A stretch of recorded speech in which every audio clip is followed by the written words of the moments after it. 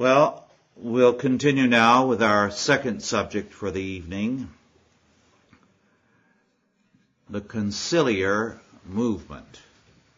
The Conciliar Movement. Very early in what we call the Middle Ages, justice began to perish in Europe because the local lord or the local petty kingdom controlled the courts absolutely, and it controlled the church. A lord or a king would make his older son his heir and his other sons the abbots or the bishops in the locality, and he would control both church and state absolutely and would give no real justice.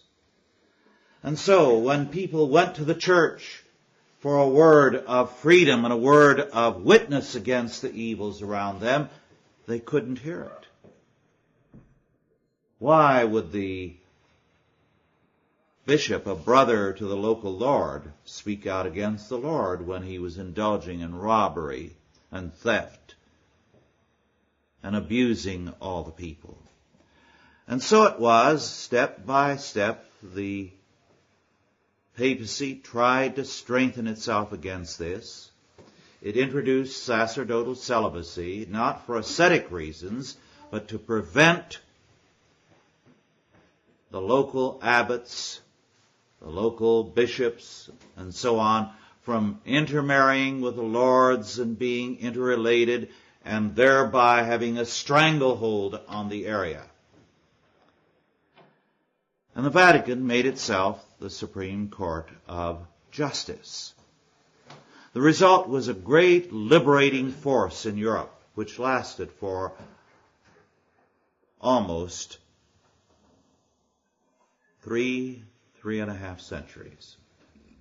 It gave Europe a measure of freedom, in that anyone could walk to Rome and say, I appeal to Rome against the king or against the Lord or against the local bishop and his injustice. And the Pope could warn them and excommunicate them and thereby bring them into line. But internal problems developed in the church, and the great schism followed. There were two popes, and there was anarchy in the church, and then, towards the last, 3 popes. Not only was there a disunity at the top, but corruption had set in, so that the Supreme Court of Justice was now an unjust court. As a result, there was a cry throughout the length and breadth of the church and Europe for a council, an ecumenical council to reform the church and to unify the church, these two goals. The Council of Constance was called and met 1414 to 1418 to reform and to unite the church. It unified it, but it did not reform it. It brought about the abdication of John the 23rd, Benedict the 13th, and Gregory the 12th, and the election of Martin the 5th, so they had one pope. But it did little to reform the church. The reforms were very trifling. They condemned immodest dress for the clergy, a few little trifles like that. They did not address themselves to the real issues. The call for a council had been largely motivated by an argument that later was used by Protestants. We need to get back to the early church and its standards. In fact, this was the cry of Catholic reform throughout the centuries.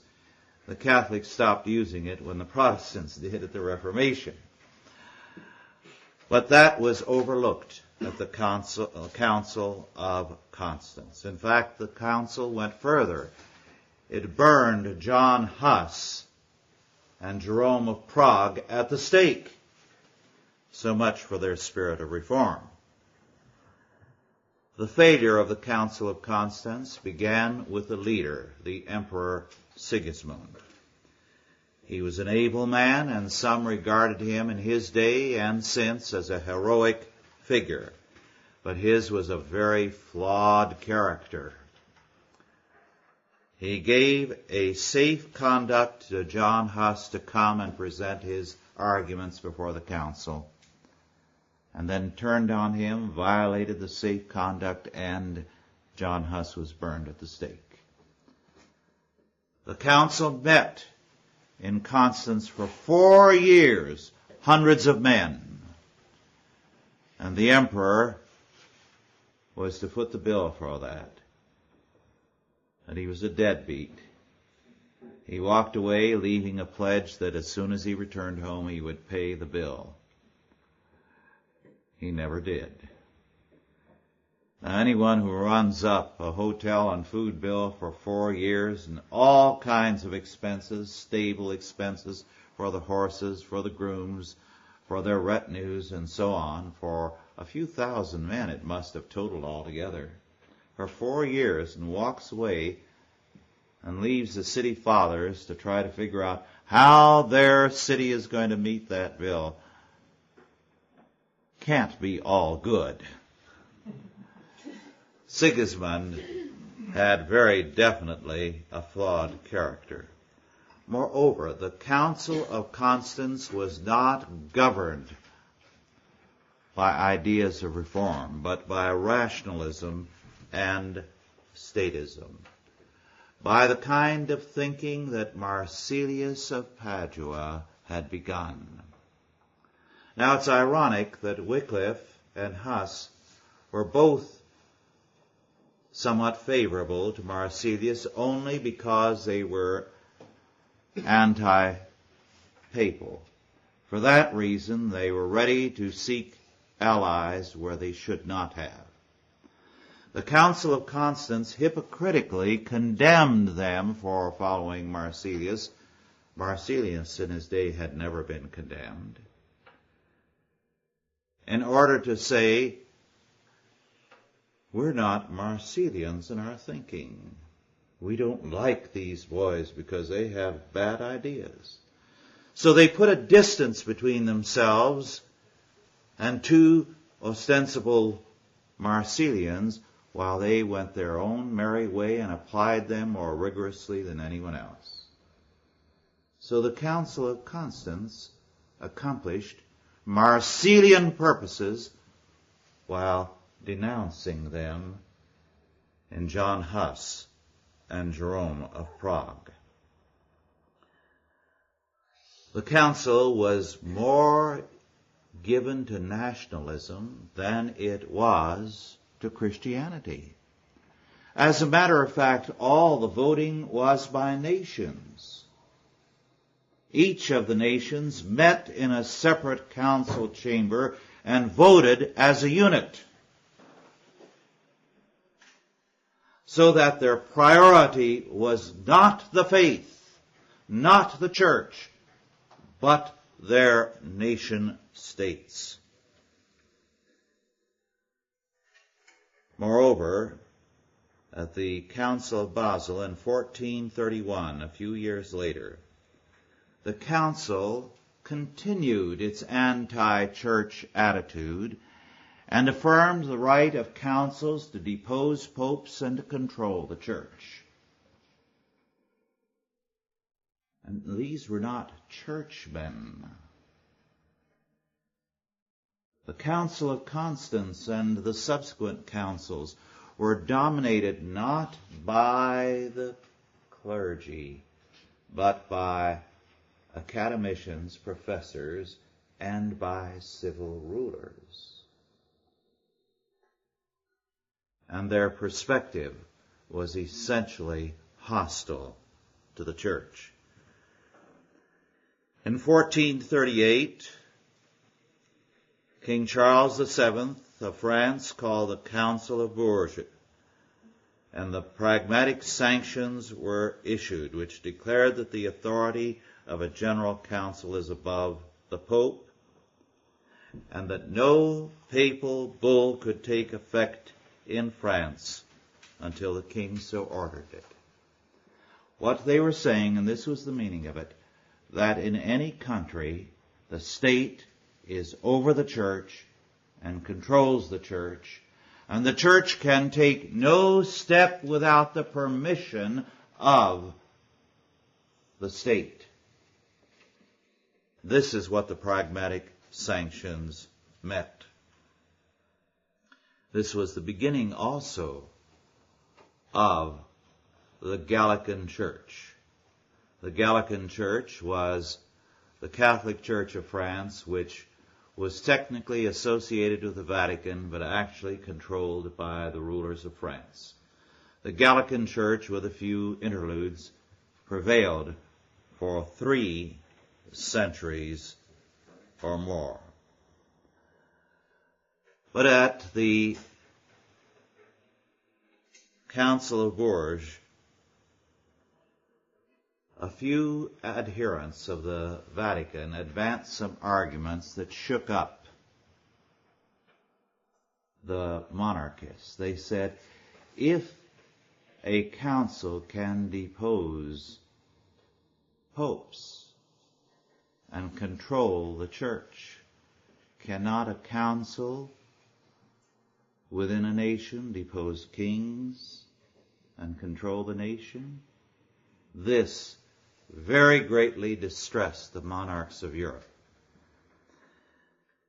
They wanted no such power to exist. In fact, they wanted to deny the power of any human agency to touch kings. We see this a few centuries later, more than a century later, when Queen Elizabeth was faced with the fact that Mary, Queen of Scots, was openly planning her overthrow. The logic of the situation required that Mary, Queen of Scots, be executed. But the idea of anyone, even another king, ordering the execution of a queen or a king was anathema to Elizabeth, and she tried to find someone in her court who would execute or assassinate Mary, so it would not be a legal act. She resented the idea that it had to be a legal fact. The main accomplishment of the Council of Constance was the superiority of the state over the church. The world of Henry VIII was born at the Council of Constance.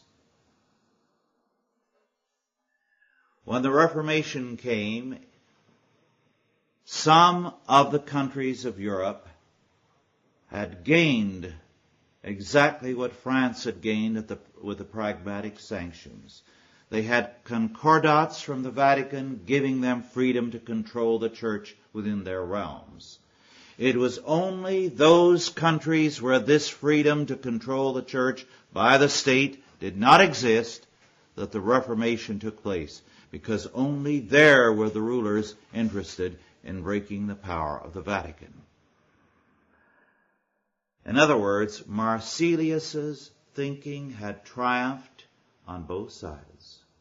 Most Catholics were Marsilian, most Protestants were Marsilian, except for Calvin. And this made Calvinism very much a kind of an outlaw group, very much feared and hated, because it stood for the freedom of the church and the crown rights of Christ as King over the state. This was the motto, in fact, of the Puritans in England during the Commonwealth era: the crown rights of Christ the King. And when it came to a showdown, they beheaded the King of England because they believed in the crown rights of Christ, not in the crown rights of Charles I. The Conciliar Movement thus was a failure, because the Conciliar Movement stood for the supremacy of the state. It represented a Marsilian impulse. It is significant that in our day, very little attention has been paid by the Christian church to Marsilius's thinking. In fact, it would be probably true that if they studied Marsilius, they'd find his thinking very pleasing. Why shouldn't they?